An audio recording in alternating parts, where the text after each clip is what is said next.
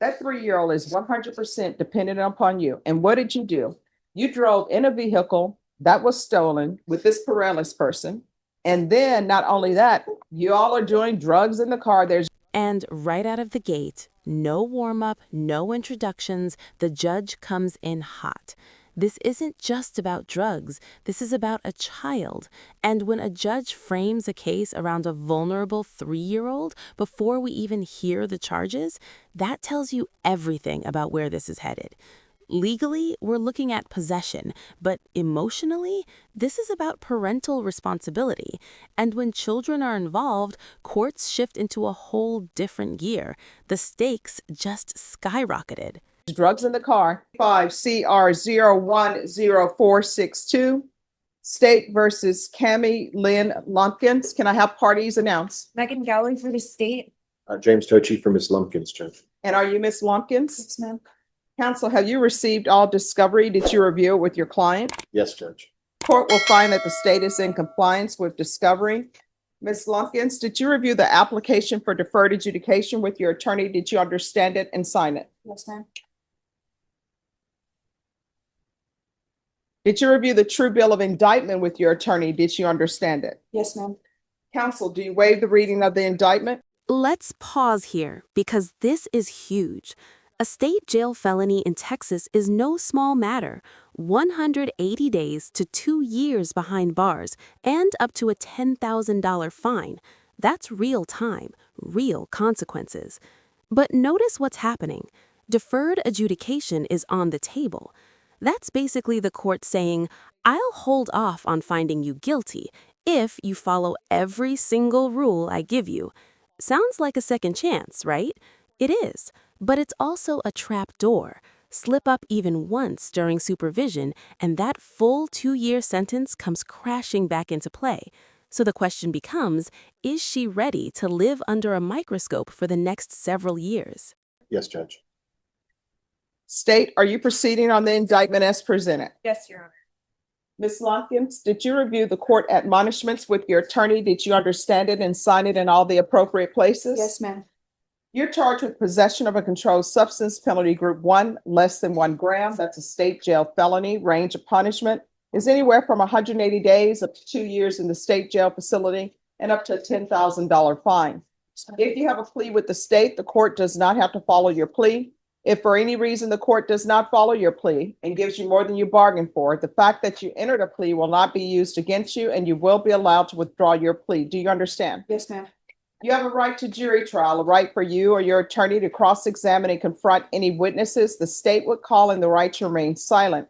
By entering this plea, you're giving up those rights. Did you intend to give up those rights and enter into a plea in this case? No contest, Your Honor. No. My question is, did you intend to give up those rights that I've just mentioned to you? Do you understand those rights? Yes, ma'am. Are you asking the court to allow you to enter into a plea bargain agreement with the state? Yes, ma'am.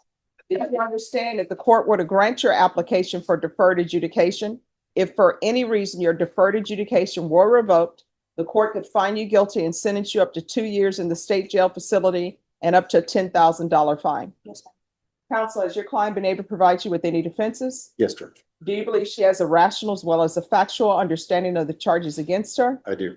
Do you believe she's currently competent and was legally sane at the time of the offense? Yes, ma'am. Ms. Lumpkins, has anyone threatened you, coerced you, or placed you in fear to get you to enter this plea? No, ma'am. Anyone promised you anything other than the plea? No, ma'am. Are you satisfied with the way you've been represented? Yes, ma'am. If you're not a U.S. citizen, by entering into this plea bargain agreement, you will be deported, denied re-entry and naturalization. Did you understand? Yes, ma'am.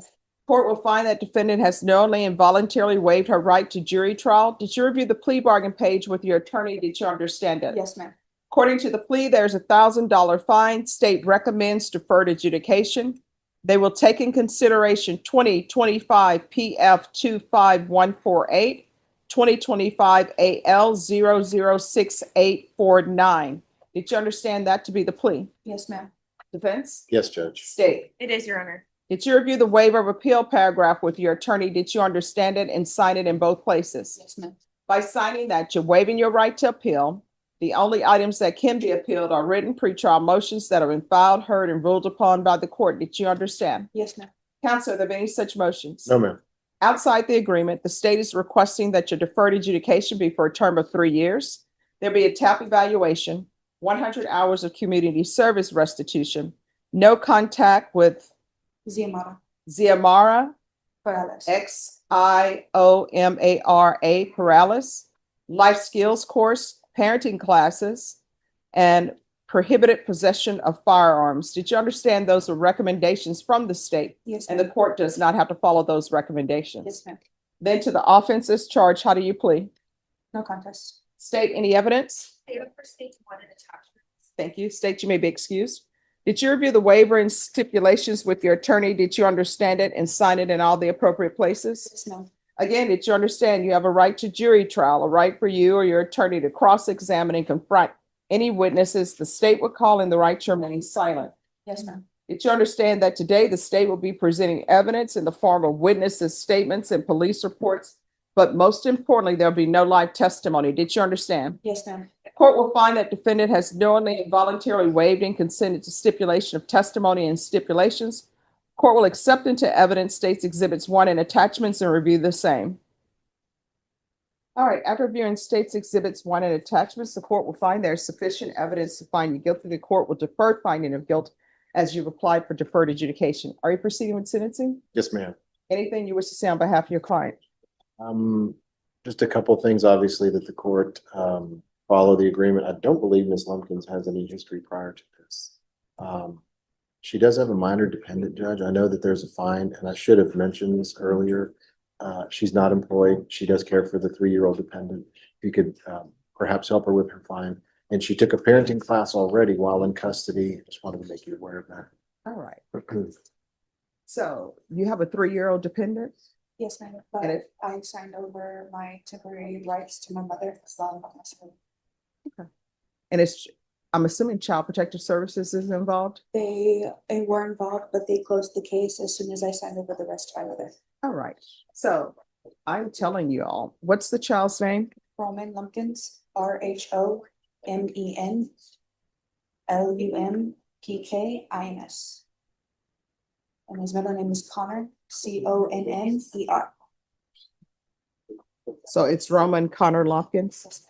All right. So it appears to the court that the only reason why Child Protective Services is not in her life is because she signed over rights to her mom. Yes. So I'm not going to do this thing where you signed over your rights to your mom and then you go back and say, let me take my child back.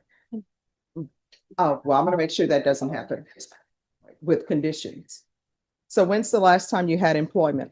Last time I had employment was about 6 months before I got incarcerated. I was donating plasma to help keeping my benefits and as well as giving my son clothes and shoes that he needs. All right. What benefits? EBT and Medicaid for him.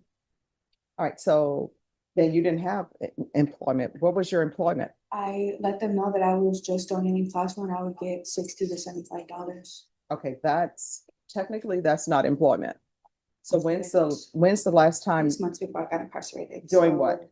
I would work 4 years, not 3, 4. That's already more than what the state initially recommended.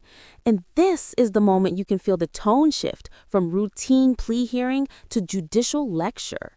Deferred adjudication isn't freedom, it's structured survival, random drug tests, reporting, field visits, no unsupervised contact with minors, including her own child. And here's the deeper layer. The court is clearly signaling this isn't just about punishing drug possession, it's about proving she can become stable enough to be trusted around her child again. So now, the real story begins. Not the arrest, not the plea, the next 4 years. and at Babes Old Fashions restaurant. Okay. I always see that restaurant. I've never gone in and tried it because usually I'm passing by. Kids eat free. Yes, they do. Oh, so you've been. Okay. Yes. Well, let me bring out my pigtails. Going to school. I only went to 10th grade. All right. Why? I was never really involved with school. I was always just running around doing a little hoodlum. Instead of doing education, I was just running amok. So what are your plans? because you have a child. My plan is to get a GED and show him that his mom can turn around her mistakes and better herself. All right, so you're gonna have to reside somewhere other than your mom's. I don't have anywhere else. Well, here's the thing, I'm not, at this point in time, I can't trust you with your child at this point in time. I mean, it's a no-go for the court. This is what the court is gonna do. There's $1,000 fine. That will be probated. Court will sentence you to 4 years deferred adjudication. There's to be 100 hours of community service restitution. Ms. Abrams, the parenting classes at the jail is not going to count towards her parenting classes. Once parenting classes are completed, 50 hours will be deemed satisfied. The other 50 hours will be deemed satisfied if she obtains her GED. If for some reason you're unable to obtain your GED, then you're going to have to do those 50 hours. There's to be regular reporting by Zoom or in person. There's to be regular random UAs. There's to be no unsupervised contact with minors. There's to be no residing in a household with minors.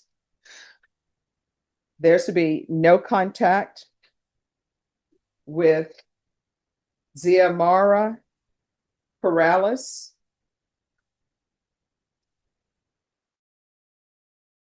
Course.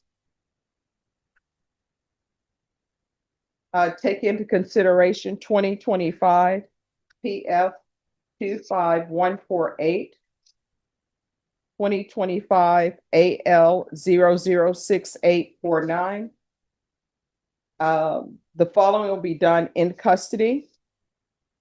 There should be a referral to felony drug court and a TAP evaluation. If not accepted in felony drug court, then follow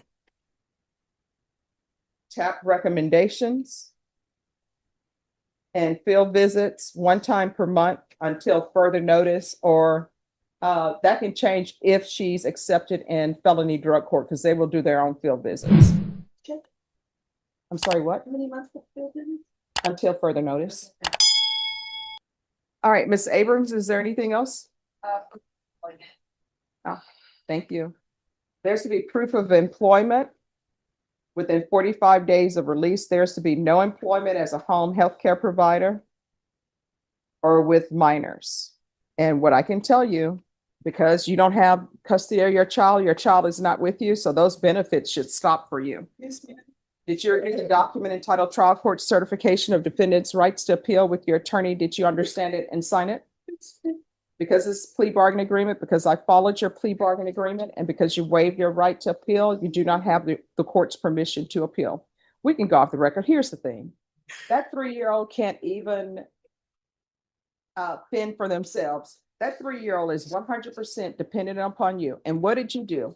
You drove in a vehicle that was stolen with this Perales person. And then not only that, you all are doing drugs in the car. There's drugs in the car. And let me just tell you, meth stinks to high heaven. We had a case in this courtroom where someone brought in meth, and it took us forever to get that sent out of the courtroom. And you driving around with a 3-year-old, impacting their brain cells with meth and marijuana in the car. In my defense, she didn't let me know that the car was stolen. Here's the thing, there's no defense. There's no defense to driving around in a vehicle. And let's say you didn't know it was stolen. You had meth in your bag. She's driving away with drugs. You can't tell me that you don't know the people you hang around with. How long had you known her? On and off for 8 years. All right, so you've known her for 8 years. So number one, you know what type of person she is. You've known her for 8 years. And if you were to tell me it was a complete stranger, then I will be asking you, why are you getting in a vehicle with a complete stranger when you have a 3-year-old? If you want to put your life at risk, then go for it. But you're putting that child's life at risk by doing that. And signing over your rights to your mom, I already know that's the easy way out. And what ends up happening, people are in CPS court, and you know what they do? They sign their rights over to a relative. CPS gets out of their life, and then guess what they do? They go back to that relative, and then they have that child again. Not in this court. Good luck to you.